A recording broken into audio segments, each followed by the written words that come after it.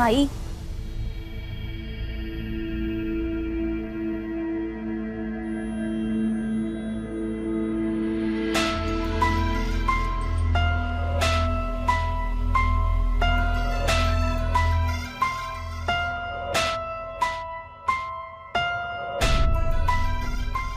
शर्मिष्ठा, चल माझ्या बरोबर.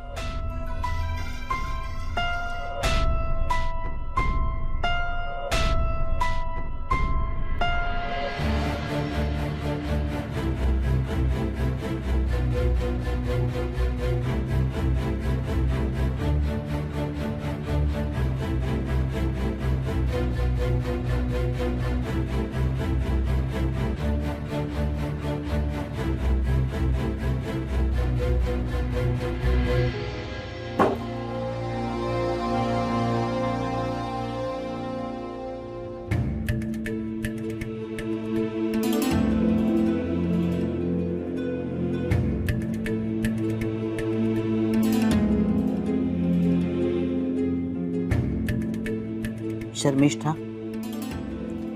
आता मला सगळं काही खरं खरं सांग, नक्की काय झालं?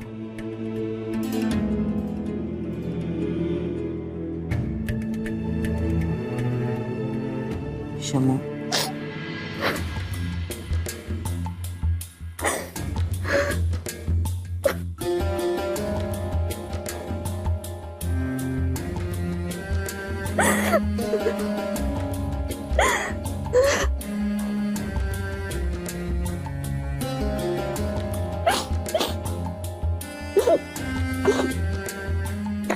शांत हो. ये.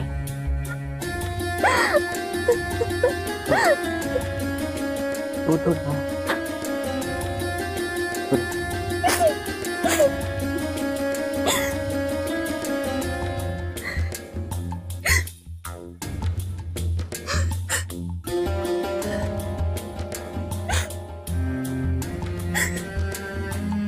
बस.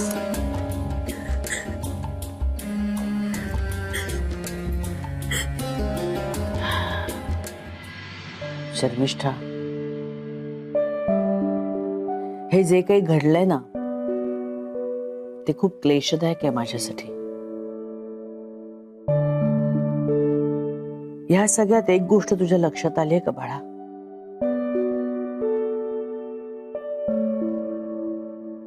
ह्या सगळ्यात तू मला परक करून टाकलंस.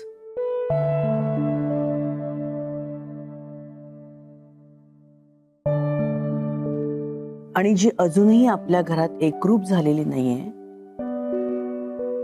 तिला मात्र तू आपलं मानलंस.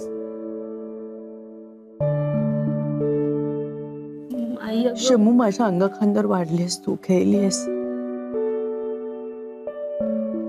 लहानपणापासून आतापर्यंत प्रत्येक गोष्ट तू माझ्याशी बोलत आलीस.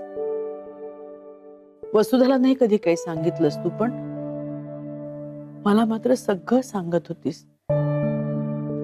तुझं मन मोकळं करायचीस. अगदी शाळेतल्या मित्रमैत्रिणींनी केलेल्या मस्करीपासून ते अभ्यासातल्या प्रश्नांपर्यंत.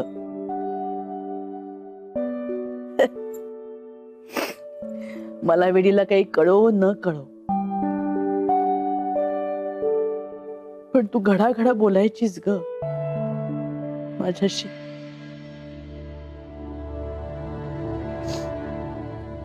आणि जी गोष्ट मलाच सांगायला हवी होतीस,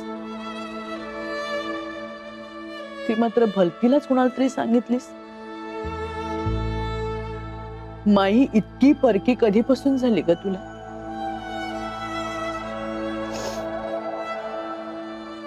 शर्मिष्ठा, घरांकडे मला मेल्याहून मेल्यासारखं झालं होतं.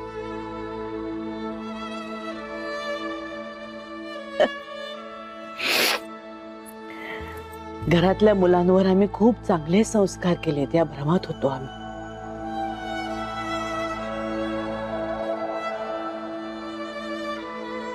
एका क्षणात तू आम्हाला परख केलंस.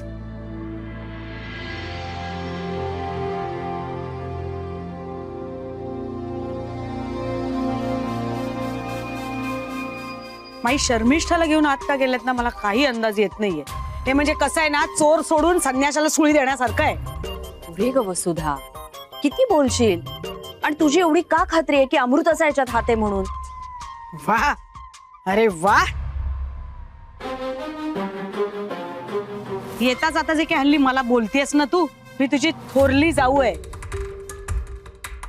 विसरली नाही, विसरणार नाहीस ग तू. हिने विसरायला लावलंय तुला. वसुधा, जरा थांब. अमृता,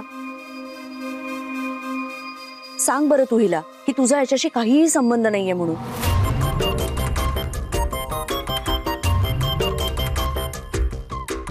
सांगा.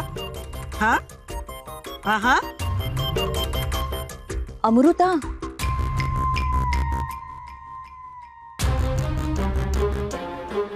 घ्या हातच्या काकणाला आरसा कशाला घ्या. असं काही नाहीये वसुधा. तू तिच्यावर बिनबुडाचे आरोप करतेस ना, म्हणून ती घाबरली. अगो बाई. हे आणि जाऊ दे, आता कोणीच काही बोलायला नको. माई आल्यानंतर सांगतील आपल्याला काय येते. ही माई नावाची ढाल बरीच सापडली आहे ना तुला. लवकरच येईल ती वेळ. शर्मिष्ठाला बंद दाराआड बोलणी बसतायत.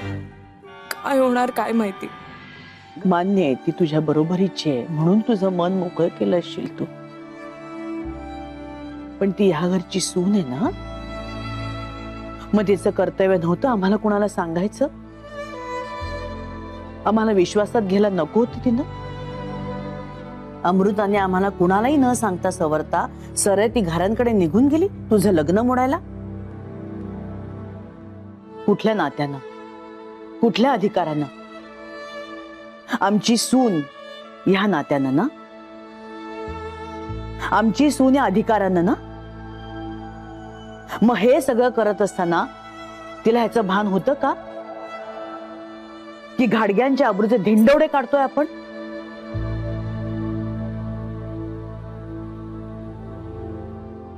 आणि ते सुद्धा परक्या माणसांसमोर.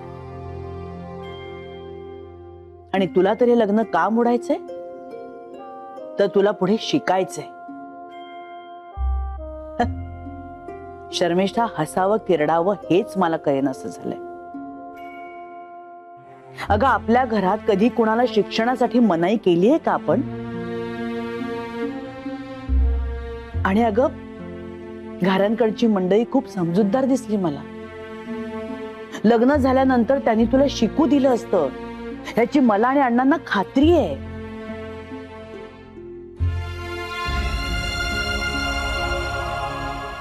आणि मला एक कळत नाही, लग्न झाल्यावर आपलं शिक्षण अर्धवट राहील असं का वाटलं तुला?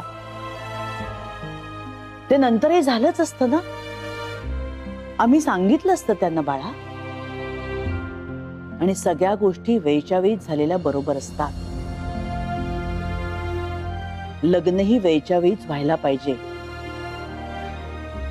वय वाढलं ना की सगळ्या गोष्टी बिनसतात. आणि निसर्गाच्या विरुद्ध जाऊन नाही चालत. हे सगळं तू आम्हाला तेव्हाच सांगितलं असतंस ना, तर तेव्हाच आम्ही तुला समजावलं असतं. आणि हे जे आपल्या घाडग्यांच्या अब्रूचे धिंडवडे निघाले ना, ते टळले असते.